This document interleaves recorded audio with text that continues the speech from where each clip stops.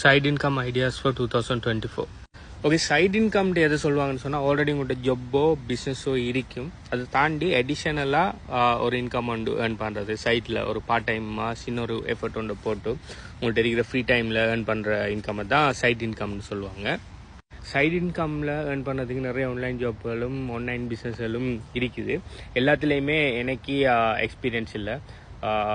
நான் எனக்கு ஆன்லைன் ஜாப்புகளை விட ஆன்லைன் பிஸ்னஸ் எல்லாம் இன்ட்ரெஸ்ட். நான் நிறைய விஷயங்கள் ட்ரை பண்ணி பார்த்துருக்கேன். சிலதில் எனக்கு எக்ஸ்பீரியன்ஸ் இருக்குது, ஆனால் சிலதில் எனக்கு நாலேஜ் இருக்குது. உதாரணத்துக்கு ஃபாரெக்ஸ் ட்ரேடிங்கில் பார்த்தீங்கன்னு சொன்னால் எனக்கு எக்ஸ்பீரியன்ஸ் இல்லை, பட் எனக்கு நாலேஜ் இருக்குது, ஆனால் நான் செய்கிறத ரெக்கமெண்ட் பண்ண மாட்டேன். ஆனால் கிரிப்டோ கரன்சி அஃபிலியேட் மார்க்கெட்டிங்கில் பார்த்தீங்கன்னு சொன்னால் எனக்கு எக்ஸ்பீரியன்ஸ் இருக்குது. அதில் நிறைய ஏர்ன் பண்ணிங்க. சம்மந்தமாக டீட்டெயில்ஸ்லாம் SBU YouTube channel, SBU consultancy telegram சேனல்லே நான் போட்டிருக்கிறேன். அடுத்தது ட்ராப் ஷிப்பிங், மற்றது Amazon FBA, Amazon affiliate marketing for physical products, அடுத்து நெட்வொர்க் மார்க்கெட்டிங்லாம் பார்த்தீங்கன்னு சொன்னால் நான் ட்ரை பண்ணி பார்த்துருக்கேன். ஆனால் அது எல்லாம் எனக்கு சக்ஸஸ் கிடைக்கல.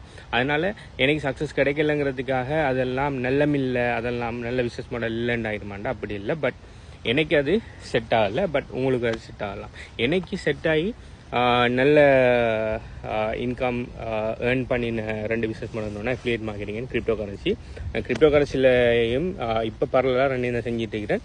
நான் கிரிப்டோ கரன்சியில் ஏர்ன் பண்ணதை விட கூடுதலாக நான் அஃபிலியேட் மார்க்கெட்டிங்கில் ஏர்ன் பண்ணியிருக்கிறேன். நீங்கள் கிரிப்டோ கரன்சிலையும் ஃப்ரீயாகவும் ஏர்ன் பண்ணலாம், பெய்ட் வேஸும் இருக்குது. நீங்கள் அஃபிலியேட் மார்க்கெட்டிங்லேயும் ஃப்ரீ வேஸும் இருக்குது, பெய்ட் வேஸும் இருக்குது. நீங்கள் ஃப்ரீ மெத்தட்ஸில் ட்ரை பண்ண போகல உங்களோட டைம் நிறைய ஸ்பெண்ட் பண்ணுற மாதிரி இருக்கும். ப்ளஸ் உங்களுக்கு அதுக்குரிய ரிசல்ட்ஸ் வரதுக்கு கொஞ்சம் டைம் எடுக்கும். நீங்கள் கன்சிஸ்டண்ட்டாக கண்டினியூஸாக நீங்கள் எஃபர்ட் போடுற மாதிரி இருக்கும்.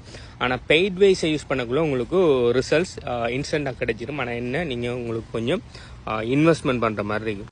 இப்போ நீங்கள் கிரிப்டோ கரன்சியில் இருக்கிற பெய்ட் வேஸை பார்த்தீங்கன்னு சொன்னால் ட்ரேடிங் போர்ட்ஸில் இன்வெஸ்ட் பண்ணி ட்ரேட் பண்ணுறது, அப்படி மெனுவலாக ட்ரேடிங்கை படித்து நீங்கள் ட்ரேட் பண்ணுறது, அதுக்கும் நீங்கள் இன்வெஸ்ட் பண்ணி நீங்கள் ட்ரேட் பண்ணுறதுக்கு ஒரு கேபிட்டல் ஒன்று கொண்டு கரெக்டாக இருக்கணும்.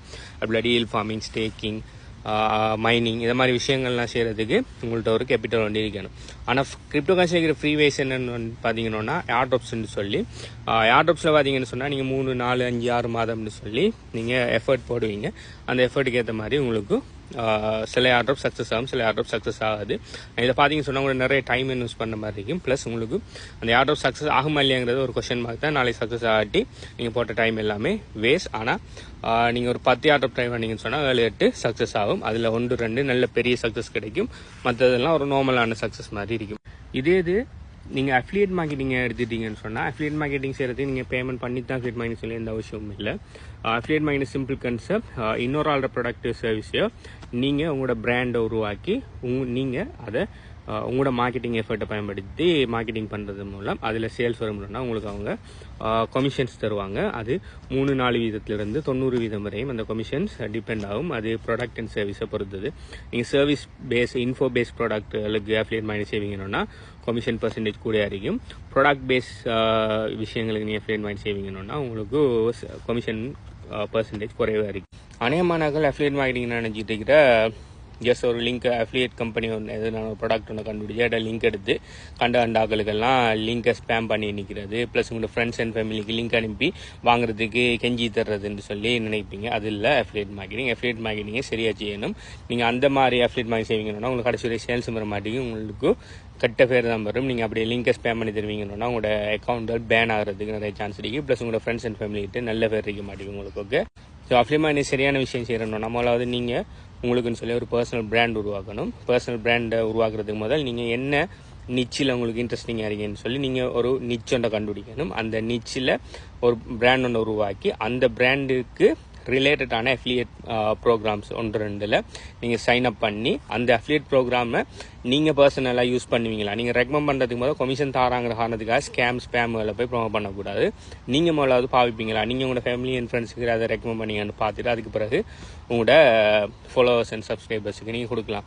நீங்கள் யோசிக்கலாம், அப்படின்னா எனக்கு ஃபாலோவர்ஸ் அண்ட் சப்ஸ்கிரைபர்ஸ் எல்லாம் இல்லை அப்படின்னா நான் அஃபிலியேட் மார்க்கெட்டிங் செய்யலான்னு வழி. அப்படி இல்லை, நீங்கள் ஒரு பர்சனல் பிராண்ட் ஒன்று உருவாக்கி நீங்கள் வேல்யூபிள் கண்டென்ட் நீங்கள் க்ரியேட் பண்ணுவீங்கன்னு சொன்னேன். நான் கதைக்கிறதோ இது organic affiliate marketing. Okay, so நீங்கள் வேல்யூபிள் கண்டென்ட்கள் அது நீங்கள் உங்களோட முகத்தை காட்டி நான் செய்கிற மாதிரி வீடியோ போட்டு செஞ்சாலும் சரி, அப்படி ப்ளாகிங் செஞ்சாலும் சரி, அப்படி இல்லைன்னு சொன்னால் ஏஐ வீடியோஸ் செஞ்சாலும் சரி, பீரோல் வீடியோ செஞ்சாலும் சரி, இல்லாட்டி ஃபோட்டோ கண்டென்ட்டாக இருந்தாலும் சரி, இல்லாட்டி நீங்கள் கோரா ரெடிட் மாதிரி அதில் ஆர்டிகல்ஸ் அதில் கொஷின் அண்ட் ஆன்சர் கொடுத்தாலும் சரி, அப்படி இல்லாட்டி வேறு வேறு பிளாட்ஃபார்மில் கெஸ்ட் போஸ்ட்டில் போய் கெஸ்ட் ஆர்டிகல் எழுதினாலும் சரி, எப்படியோ கண்டென்ட் அநேகமாக நாங்கள் நினச்சிட்டீங்க கண்டென்ட்னா வீடியோ மட்டும் கண்டென்ட்னா எல்லாமே கண்டென்ட் தான். ஓகே, எழுதுறதும் கண்டென்ட், ஆர்டிகலும் கண்டென்ட் தான், கொஷின் அண்ட் ஆன்சரும் கண்டென்ட் தான், இது பாட்காஸ்ட்டும் கண்டென்ட் தான், எல்லாமே கண்டென்ட் தான். ஓகே, நீங்கள் வேல்யூபிள் கண்டென்ட்டில் க்ரியேட் பண்ணக்குள்ள உங்களுக்குன்னு சொல்லி ஆடியன்ஸ் தானாக உருவாகும். நீங்கள் உங்களோட ஓன் பிராண்டில் செய்யணும். இப்போ சில ஆக்கள் என்ன செய்கிறேன்னா அஃபிலியேட் மார்க்கெட்டிங் செய்கிறேன்னு சொல்லி போட்டு நான் ஏங்கிற ஒரு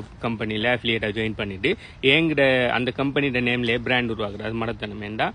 அந்த கம்பெனிக்கு நீங்கள் பிராண்ட் உருவாக்குறதில்ல, நீங்கள் பிராண்ட் உருவாக்கணும் உங்களோட பேரில் நீங்கள் பிராண்ட் உருவாக்கினா தான் உங்களுக்குன்னு சொல்லி ஒரு சப்ஸ்கிரைபர்ஸ் பேஸ், உங்களுக்குன்னு சொல்லி ஒரு கம்யூனிட்டி வந்து நீங்கள் உருவாக்கலாம். ஏங்கிற கம்பெனிக்கு நீங்கள் பிராண்ட் உருவாக்கினீங்கன்னா நீங்கள் அவங்களுக்கு ஃப்ரீயாக மார்க்கெட்டிங் செஞ்சு விடுவீங்க. நாளைக்கு அந்த கம்பெனி உங்களோட கம்பன்சேஷனை மாற்றலாம், உங்களோட அஃபிலியேட்டாக இருந்து இல்லாமக்கலாம். இல்லாட்டி வேறு ஏதோ பிரச்சனையால நீங்கள் அவங்களுக்கு அஃபிலியேட் இல்லைன்னு சொல்லி ஆகலாம், இல்லாட்டி அந்த கம்பெனி பேங்க்ரஃப்ட் ஆகலாம், அந்த கம்பெனி ஸ்கேம் ஆகலாம், என்ன வேணா நடக்கலாம். அதனால் நீங்கள் அந்த கம்பெனிக்கு நீங்கள் பிராண்ட் உருவாக்கிங்கன்னா நாளைக்கு நீங்கள் பிரச்சனையில் வந்து முடியுமில்ல. அதனால் நீங்கள் உங்களோட பிராண்டை உருவாக்குங்க. ஓகே, உங்களோட ஓன் பிராண்டை உருவாக்கி அந்த பிராண்டுக்கு பின்னால் நீங்கள் என்ன ப்ராடக்ட்டை வேணுனாலும் ப்ரொமோட் பண்ணுங்கள். நாளைக்கு அந்த ப்ராடக்ட் பிடிக்காட்டி நீங்கள் வேறு ப்ராடக்ட்டை மாற்றிக்கொள்ளலாம். ஸோ இது செய்கிறதுக்கு 100% free. Okay, social media 100% free, organic content create பண்ண 100% ஃப்ரீ. ஒன்று நீங்கள் உங்களோட டைமை ஸ்பெண்ட் பண்ணி நீங்கள் உங்களுக்கு டெடிகேஷனாக கண்டினியூஸாக கன்சிஸ்டண்டாக கண்டென்ட் கிரியேட் பண்ணிங்கன்னு சொன்னால் தாராளமாக நீங்கள் அஃபிலியேட்ஸ் எடுக்கலாம். நான் அஃபிலியேட் மாதிரி ஆரம்பிக்கல, என் மணி இல்லை, நான் ஆர்கானிக் மார்க்கெட்டிங் தான் செஞ்சேன். இப்போ விட இந்த ஆர்கானிக் மார்க்கெட்டிங் தான் எனக்கு ஒர்க் ஆகிட்டு இருக்குது. ஸோ பெய்ட் மார்க்கெட்டிங் நான் செய்கிறதா, நான் எனக்கு பெய்ட் மார்க்கெட்டிங் விட எனக்கு ஆர்கானிக் மார்க்கெட்டிங் தான் எனக்கு சக்ஸஸ் ஆகிருக்கு. சில பெய்ட் மார்க்கெட்டிங் ஆர்கானிக் மார்க்கெட்டை விட சக்ஸஸ் கூடுதலாக கிடைக்கும். சரி, அப்போ எங்களுக்கு அதுக்கெல்லாம் டைம் இல்லை, ஆனால் எங்களுக்கு இன்வெஸ்ட் பண்ணுறதுக்கு மணி இருக்கணும்னா நீங்கள் தாராளமாக பெய்ட் அட்வர்டைஸிங் ரன் பண்ணலாம். நீங்கள் அஃபிலியேட் ப்ராடக்ட்ஸுக்கு நீங்கள் பெஸ்ட்டான அஃபிலியேட் ப்ராடக்ட்டில் ஜாயின் பண்ணிவிட்டு நீங்கள் உங்களோட பிராண்டை க்ரியேட் பண்ணிவிட்டு நீங்கள் என்ன செய்யலாம், உங்களுக்குன்னு சொல்லி ஒரு ஆப்டின் பேஜ், கேப்சர் பேஜ், ஃபனலில் க்ரியேட் பண்ணிவிட்டு உங்களோட ப்ராடக்ட்டுக்குன்னு சொல்லி சோஷியல் மீடியாக்களில் paid advertising Facebook, TikTok, YouTube, கூகுள்னு சொல்லி பெய்ட் அட் ரன் பண்ணலாம். அப்படி இல்லைன்னு சொன்னால் சோலோ ஆட்னு ஒரு விஷயம் இருக்கு, அது வாங்கலாம். அப்படி நிறைய பெய்ட் மெத்தட்ஸ் இருக்குது. வேறு என்ன நேட்டிவ் ஆட்ஸ்ன்னு சில விஷயங்கள் இருக்குது, அதுகள் வாங்கலாம். ஸோ அப்படி பேனர் ஆட்ஸ் அப்படி இப்படின்னு சொல்லி நிறைய அட்வர்டைஸ்மெண்ட்ஸ் இருக்குது. உங்களோட அஃபிலியேட் ப்ராடக்ட் என்ன, உங்களோட நிச் என்ன, அதுக்கு எது நல்லா ஒர்க்காங்கிற பார்த்து நீங்கள் அதில் பெய்ட் மார்க்கெட்டிங் செஞ்சு அஃபிலியேட் பண்ணி செஞ்சு வரலாம். ஸோ எல்லாம் செய்கிறது உங்களுக்குன்னு சொல்லி ஒரு மைண்ட் செட் இருக்கணும். இதில் நான் ஃபுல்லாக இறங்குறேன், சும்மா ஃபன்னுக்கு இன்றைக்கு நம்ம செஞ்சு அது பண்ண நாளைக்கு எனக்கு ரிசல்ட்ஸ் வராட்டி நான் நான் குவிட் பண்ணுவேன்னு சொல்லி மைண்ட் செட்டில் இல்லாமல் இதில் ஒரு முடிவு ஆண்ட வரைக்கும் நான் ஃபுல்லாக கமிட்டடாக நான் இறங்கி நான் ஒர்க் பண்ணுவேன்னு சொல்லி ஒரு இது இருக்குன்னு சொன்னால் தாராளமாக இறங்கி செய்யலாம். நீங்கள் எந்த விதமான பணம் இன்வெஸ்ட் பண்ணணுண்டு எந்த அவசியமும் இல்லை. ஆனால் நீங்கள் பணமும் இன்வெஸ்ட் பண்ணி உங்கள் டைமை இன்வெஸ்ட் பண்ணிங்கன்னு சொன்னால் உங்களோட ரிசல்ட்ஸ் கடும் ஃபாஸ்ட்டாக இருக்கும். ஸோ எந்த suggestions affiliate marketing and crypto currency. So இதை தாண்டி வர இதுகள் இருக்குது, ஆனால் அதை பற்றி கதைக்கிற அளவுக்கு எனக்கு நாலேஜ் இல்லை. ஏன்டா அதில் எனக்கு சக்ஸஸ் கிடைக்கல சில இதில், மற்றதில் நான் அதை செஞ்சில்லை. அடுத்ததுன்னா 100% done for you affiliate marketing blueprint ஒன்று உருவாக்குறேன். அதில் பார்த்தீங்கன்னு சொன்னால் உங்களுக்கு வந்து சொல்லி done for you funnels with 15 affiliate ப்ரோக்ராம்ஸோட ப்ளஸ் உங்களுக்குன்னு சொல்லி டன் ஃபார் யூ இதுவும் லீட்ஸும் வர மாதிரி சிஸ்டம் உண்டு. அதுக்குரிய அஃபிலியேட் மார்க்கெட்டிங் இபுக் ஒன்று நான் கிரியேட் பண்ணிட்டு இருக்கேன். அது முடிஞ்ச உடனே HP கன்சல்டன்சி டெலிகிராம் சேனலில் லான்ச் பண்ணுவேன். நீங்கள் இன்னும் HP கன்சல்டன்சி டெலிகிராம் சேனல் இல்லைன்னு சொன்னால் ஜாயின் பண்ணிக்கொள்ளுங்க. அதில் தான் இது சம்மந்தமான விஷயங்கள் நான் லான்ச் பண்ணுறது. அந்த இபுக் வந்த உடனே அதில் தான் நான் அப்டேட் பண்ணுவேன். அடுத்தது கிரிப்டோ கரன்சி அஃபிலியேட் மார்க்கெட்டிங் சம்மந்தமாக ஆல்ரெடி ஒரு கோச்சிங் ப்ரோக்ராம் எனக்கு கிளைண்ட்ஸ் அண்ட் ஸ்டூடெண்ட்ஸுக்கு ஃப்ரீயாக கொடுத்துருக்கேன். சம்மந்தமாக டீட்டெயில்ஸ் பண்ணணும்னு சொன்னாலும் அஃபிலியேட் மார்க்கெட்டிங் சொல்லி கீழே கமெண்ட் பண்ணுங்கள். HP கன்சல்டன்சி டெலிகிராம் சேனலில் ஜாயின் பண்ணணும்னு சொன்னால் HBன்னு சொல்லி கீழே கமெண்ட் பண்ணுங்கள். பை.